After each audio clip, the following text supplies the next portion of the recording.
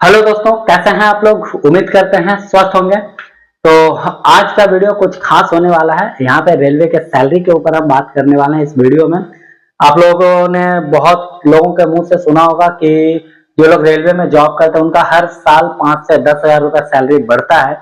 तो ये कहाँ तक सच है या फिर मिथ है, हम आपको यहाँ पे सारा कुछ इवन सैलरी कैलकुलेट करके भी दिखाएंगे, तो आपका जो डाउट होगा वो सारा क्लियर हो जाएगा। ठीक है, तो कहीं जाइएगा नहीं, स्टार्ट करते हैं वीडियो को। पूरा का पूरा वीडियो देखिएगा। ठीक है, आइए स्टार्ट करते हैं। इस वीडियो में हम आपको बता दें जो वर्कशॉप में है या ओपन लाइन में है, सब कुछ हम यहाँ पे बात करेंगे। ध्यान से समझिए, जो जो अलाउंस है वो सब कुछ हम यहाँ पे बताने वाले हैं। सबसे पहले शुरू करते हैं। देखिए यहाँ पे जो सैलरी मिला है, ये देखिए बेसिक पे 18,000। यहाँ पे हम ग्रुप डी को लेकर के बात कर रहे हैं। आप अपने से निकाल लेंगे। कोई भी मतलब रेलवे में या फिर सेंट्रल गवर्नमेंट में जो भी जॉब होता है वो लेवल के ऊपर डिपेंड करता है। जैसे आपने सुना होगा ग्रुप डी का फॉर्म आया तो लेवल 1 का जॉब आया। टेक्नीशियन में आप सुनेंगे या लोको पायलट का जब फॉर्म आया तो लेवल 2 का है ना। फिर एनटीपीसी लेवल 4, 5, 6 ऐसे करके है ना। तो वो लेवल के ऊपर डिसाइड होता है कि आपका सैलरी क्या बनेगा, क्या आपका ग्रॉस पे होगा, समझ रहे हैं ना, क्या आपका ग्रेड पे होगा, समझ गए। तो वो सब हम यहाँ बताएंगे। पहले एक चीज हम बताते हैं, ये जो सैलरी हम अभी आपको पूरा डिस्क्राइब करने वाले हैं, ये लेवल 1 का सैलरी बताने वाले हैं। ठीक है, तो इस हिसाब से आप सारा कुछ अपने से निकाल लेंगे। हम सब कुछ यहाँ पे चार्ट बना करके आपको दिखाने वाले हैं। ठीक है, देखिए सबसे पहले बेसिक पे है, उसके बाद डीए है, उसके बाद एचआर है, उसके बाद टीए है। तो ये जो चार देख रहे हैं आप, जो सैलरी का है, बेसिक पे, डीए, एचआरए और टीए, ये आपको चार चीज कंपलसरी मिलेगा ही मिलेगा 100%। चाहे आप वर्कशॉप में जॉब करें, चाहे आप ओपन लाइन में जॉब करें। ठीक है, अब क्या हिसाब किताब है भाई, आइए हम यहाँ पे आपको समझाते हैं। ध्यान से समझिएगा। सबसे पहले लेवल 1 का सैलरी कितना है, 18,000 है। ठीक है, जिसको हम लोग बेसिक पे बोलते हैं। ठीक है, तो यहाँ पे बेसिक पे हो गया 18,000। ठीक है भाई, उसके बाद डीए, डीए मतलब महंगाई भत्ता। महंगाई भत्ता फिलहाल 50% के को हम कैलकुलेट करके दिखाते हैं, ताकि कैलकुलेशन में भी सही हो और आपको समझने में भी सुविधा हो। ऐसे जो डीए है वो अभी प्रेजेंट 54 है, 54%। ठीक है, तो 50% इसको लेते हैं, तो 18,000 का 50% हो गया 9,000। ठीक है भाई, एचआरए क्या होता है, एचआरए हाउस रेंट अलाउंस है ना। तो हाउस रेंट अलाउंस जो है ये 3 कैटेगरी में डिवाइड होता है। ध्यान से समझिएगा एकदम। Category a, category b, category c, ये 3 टाइप के सिटीज होते हैं। रेलवे में जो सिटीज होते हैं उसको 3 टाइप में डिवाइड किया है, सिटीज ए, सिटी बी, सिटी सी। समझ गए। तो इन सब में जो है अलग अलग अलाउंस होते हैं। जैसे सिटी ए में जो है 30% है। ठीक है, तो 30% किसका, बेसिक का। समझ गया ना। तो चलिए इसी को कैलकुलेट करके हम बताते हैं। तो 18,000 का 30% जो है, तो 18 से 54, 5,400 रुपया। ठीक है, 18,000 का 30% जो हुआ 5400 रुपया। क्लियर हो गया। अच्छा ठीक है। टीए, टीए जो है वो 2000 मान लीजिए, या 2000 शायद 25 रुपया या 20 रुपया ऐसे कुछ है। ठीक है, तो टीए 2000 रुपया मान लेते हैं। ये लेवल 1 और लेवल 2 तक है। लेवल 4 से ये बढ़ जाता है। ठीक है, लगभग 5,000 के आसपास हो जाता है। ठीक है, तो टीए 2000 रुपया हम यहाँ पे मान लेते हैं। अगर आप लेवल 1 में जॉब कर रहे हैं तो ये आपका ज्वाइनिंग लेवल 1 में होता है। तो ठीक है। अच्छा, अब यहाँ पे ओवरऑल सैलरी देखें तो 0, 0, 4, 9, 8, 17, 9, 8, 17, 17 और 2 19, 19 और 5 24 का 4 हासिल 2 और 1 3 34, यानी 34,400 रुपया आपको सैलरी के रूप में मिलेगा, ग्रॉस अमाउंट। ठीक है, क्या ग्रॉस अमाउंट। ग्रॉस अमाउंट मतलब आपका ये टोटल इनकम हुआ। अब इसमें जो डिडक्शन होता है, आपको पता होगा एनपीएस के रूप में डिडक्शन होता है, बहुत कुछ होता है। तो वो सारा डिडक्ट होने के बाद आपको जो सैलरी मिलेगा वो होगा नेट अमाउंट। उसमें डिडक्शन क्या होता है भाई, तो सबसे पहले तो ये एनपीएस होगा। ठीक है, फिलहाल एनपीएस और यूपीएस में डिसाइड भी कर सकते हैं। नया यूपीएस आया है, आपको पता होगा। ठीक है, तो चलिए एनपीएस को लेकर बताते हैं। बेसिक पे प्लस डीए का 10%, तो बेसिक पे कितना हो गया भाई, 18,000। डीए कितना हुआ, 9,000। तो ये यहाँ पे हो गया 18,000 प्लस 9,000, कितना हो गया भाई, तो 27,000। इसका 10% है ना, तो 27,000 का 10% बनता है 2,700 रुपया। ठीक है, 2,700 रुपया आपका डिडक्शन होगा, पहला। दूसरा, इंप्लॉय इंश्योरेंस स्कीम। अगर इंप्लॉय किसी इंश्योरेंस स्कीम के तहत है तो उसमें भी डिडक्शन होता है। इसके लिए 30 रुपए आपके सैलरी से काटा जाता है। स्टेट टैक्स, आप जिस स्टेट में जॉब कर रहे हैं वहां का भी कुछ टैक्स कटता है। जैसे वेस्ट बंगाल में 200 रुपया कटता है, तो यहाँ पे हम 200 लिख लिए। ये आपका डिडक्शन हुआ, यानी 2700 और 200 2930 रुपया, 2930 रुपया आपका डिडक्शन होने के बाद इसमें माइनस कर लीजिएगा 34,400 में, जो आएगा वो आपका नेट पेमेंट होता है। ठीक है, ये हो गया सैलरी का कैलकुलेशन। जैसे यहाँ पे हम आपको दिखा देते हैं, देखिए 18,000, 9,000, 5400 रुपया आपका एचआरए हुआ। ठीक है, ट्रांसपोर्ट अलाउंस जो है 2025, अभी बोल रहा था ना 2000 के आसपास है, ये 2025 रुपया। ठीक है, इंसेंटिव को अभी आप छोड़ दीजिए, इंसेंटिव का कैलकुलेशन हम बाद में करेंगे। ऐसा इंसेंटिव को 1977 रुपया मिला। अब यहाँ पे डिडक्शन देखिए, एनपीएस के तहत 2700 रुपया, प्रोफेशनल टैक्स वेस्ट बंगाल यहाँ पे 150 डिडक्ट हुआ है। ठीक है, सैलरी बढ़ने से ये भी और ज्यादा थोड़ा हो सकता है। रेलवे एम्प्लॉय इंश्योरेंस 30 रुपया, यानी कि ओवरऑल अगर यहाँ पे इंसेंटिव को ऐड करने के बाद देखें तो 36,402 रुपया जो है आपका मतलब ग्रॉस अमाउंट है, उसमें से डिडक्शन हो रहा है 2,880 रुपया। फाइनली आपका नेट पे 33,522 रुपया मिल रहा है। ठीक है, सेम ये कैलकुलेशन हुआ। अब हमको लग रहा है कि आपको समझ में आ गया होगा कि भाई सैलरी कैलकुलेशन कैसे होता है। अब यहाँ पे हम आपको बताते हैं कि क्या हर साल 5 से 10,000 रुपया सैलरी इंक्रीज होता है क्या रेलवे एम्प्लॉय का। चलिए ध्यान से समझिएगा एकदम। जो सैलरी इंक्रीज होने का बात है तो वो हर साल 2 तरीके से इंक्रीज होता है सैलरी। कैसे भाई, सबसे पहला इंक्रीमेंट होता है।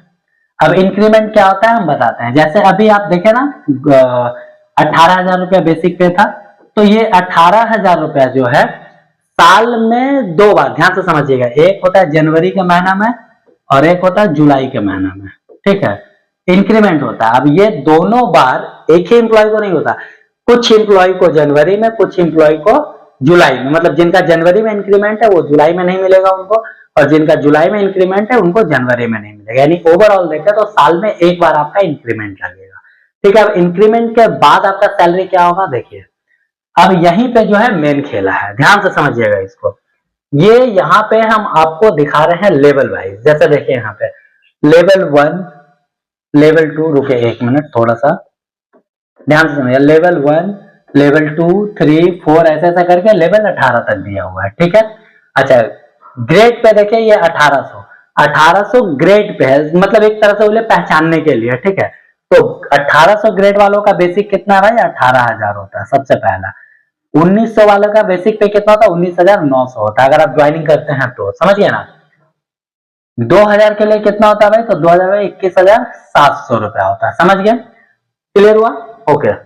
तो अब क्या होता है, जैसे एक साल जॉब करने के बाद अभी हम बोले ना इंक्रीमेंट होता है, तो अगर आपका सैलरी मान लीजिए ज्वाइनिंग किया तो 18,000 है। ठीक है, एक साल पूरा हुआ तो अब वो 18,000 बढ़ करके 18,500 होगा, यानी इंक्रीमेंट आपका लगेगा। तो अगर जनवरी में लग रहा है तो जनवरी में हो जाएगा, जुलाई में लग रहा है तो जुलाई में हो जाएगा। ठीक है, फिर दूसरा साल होगा तो 19,100 होगा, तीसरा साल 19,700 होगा, उसके बाद 20,300 होगा, उसके बाद 20,900 होगा। हालांकि इतना दूर तक जाता नहीं है, कोई भी ज्वाइनिंग करता है तो 3 से 4 साल में वो उनका प्रमोशन आकर के लेवल 2 में आ जाता। तो लेवल 2 में आने के बाद सैलरी क्या हो जाएगा, 19,900। अब 19,900 हुआ, फिर एक साल लेवल 2 में जॉब किया तो वो बढ़ करके वापस से कितना हो जाएगा, इंक्रीमेंट लगेगा तो 20,500। समझ गए, फिर एक साल और हो गया तो 21,100। समझ गया ना, ऐसा करके ये बढ़ते जाता है। तो अब अगर हम लेवल 1 का बात करें, ठीक है ध्यान से समझिएगा, लेवल 1 का बात करें तो 18,000 था, एक साल पूरा हुआ, तो एक साल पूरा होने के बाद कितना हो गया भाई, 18,500 हो गया। समझ गया ना, यानी अब हम यहाँ पे बता रहे ये 18,000 का इंक्रीमेंट लगा, 18,500 रुपया हो गया। ठीक है, एक मिनट,